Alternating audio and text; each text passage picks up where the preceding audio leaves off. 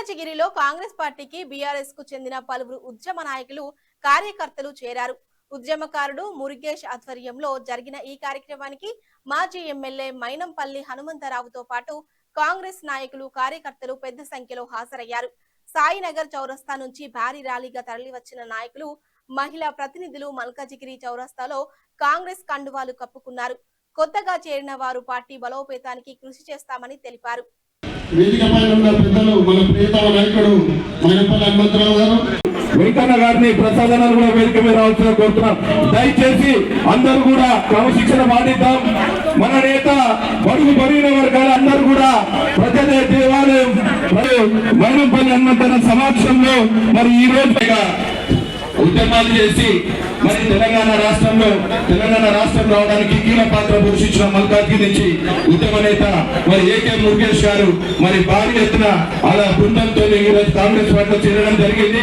మరి కృష్ణగౌడ్ ఉద్యమకారుడు, ఉద్యమ నేత మరి కృష్ణగౌడ్ గారిని మరి ప్రసంగించాల్సిందిగా కోరుతా ఉన్నాం.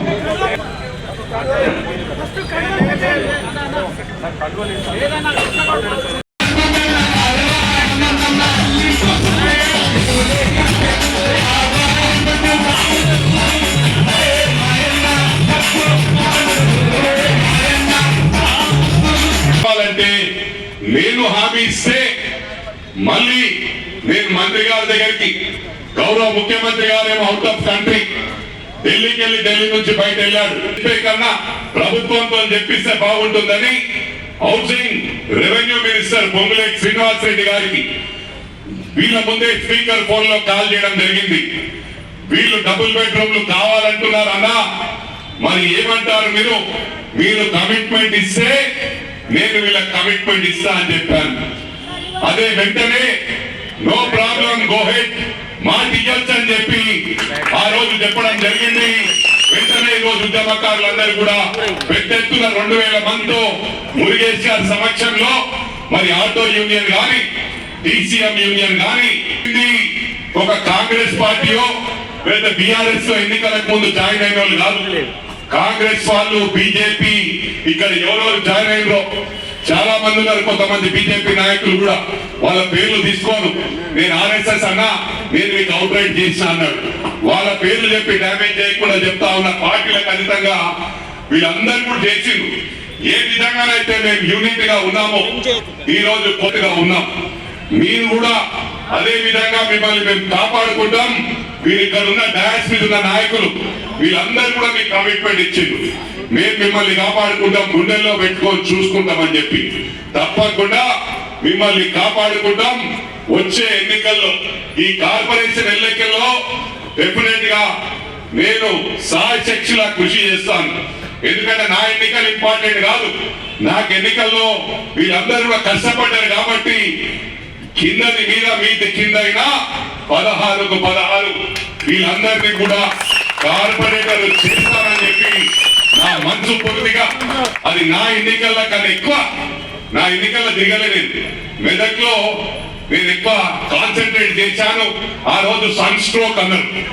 సన్ స్ట్రోక్ ఎందుకన్నారు తెలియదు. మరి ఒక్కొక్కరేమో కేసీఆర్ గారు అందరికీ ఇవ్వాలి, వాళ్ళ ఇంట్లో వాళ్ళ మొత్తం కుటుంబానికి పదవులు కావాలా, నేను ఒక్కడే కొడుకుని చేసుకుంటే తప్పేముంది. అది కూడా service oriented. Medicine final year ఉన్నప్పుడే కోవిడ్ టైంలో ప్రాణాలకు లెక్క చేయకుండా నా కుమారుడు మల్కాజ్గిరిలో ఎంతో సర్వీస్ చేసి, కొంతమంది ఏమన్నారు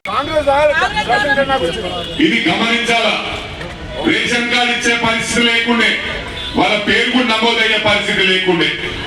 వీళ్ళు ఎన్నో మాట్లాడుతూ ఉన్నారు.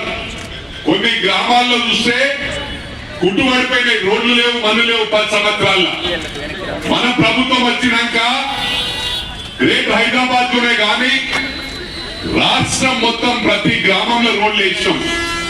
తాండలలో 10 సంవత్సరాల రోడ్లు లేకుండే రోడ్లు వేసాం. రేషన్ కార్డులు ఇచ్చినాం, ప్రతి గ్రామంలో ఇంద్రమిల్లు ఇచ్చినాం. ఇది వాస్తవమా కాదా? ఇవన్నీ ఎవరు గమనిస్తలేరు.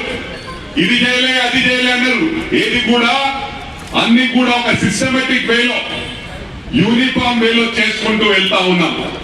ఇవన్నీ కూడా ప్రజలు గమనిస్తా ఉన్నారు. మీరు ఎన్ని మాటలు చెప్పినా మళ్ళీ నీ ప్రభుత్వం రాదు, ఈ బిఆర్ఎస్ పార్టీ ఉండబోదని చెప్పి కూడా ఈ సందర్భంగా తెలియజేస్తా ఉన్నా. ఒకటి గమనించాలా, మల్కాజ్గిరి కుటుంబ సభ్యులకు తెలియజేస్తా ఉన్నా, కార్యకర్తలకు తెలియజేస్తా ఉన్నా, ఎన్నికలకు ముందు నేను మల్కాజ్గిరికి ఎన్నికల ప్రచారంలో టైం ఇవ్వలే. ఎందుకంటే అంత బ్రహ్మాండంగా వేలాది కోట్ల పనిచేసిన. కొందరు ఏమన్నారంటే ఆ ప్రభుత్వం ఉంది కాబట్టి ప్రభుత్వమే చేసిందని. మరి మెదక్ నియోజకవర్గం చూసుకుంటే ఆ 10 సంవత్సరాల్లో 100 కోట్ల పని చేయలేదు. మరి ఇక్కడ 1000 కోట్ల పని చేసిన అంటే నా సత్తానా లేకపోతే ప్రభుత్వం సత్తానా అని చెప్పి ప్రశ్నిస్తా ఉన్నా. నేను అనుకున్నా నా కొడుకును గెలిపించడం ముఖ్యం. ఎందుకంటే ఎవరైనా వాళ్ళ పిల్లల కోసమే చేస్తారు. ఇక్కడ పిల్లల కోసం చేయని వాళ్ళు ఎవరన్నారా? ఒకసారి గుండె మీద చేసుకొని ప్రమాణపూర్వకంగా మీరు చెప్పండి, పిల్లల కోసం చేస్తే తప్ప నేను కార్యకర్తలకు చేసిన, నా ఇంబడున్న వాళ్ళకి చేసిన. ఆ రోజు ఎమ్మెల్యే మెదక్ ఎమ్మెల్యే ఉన్నప్పుడు రామాయణపేట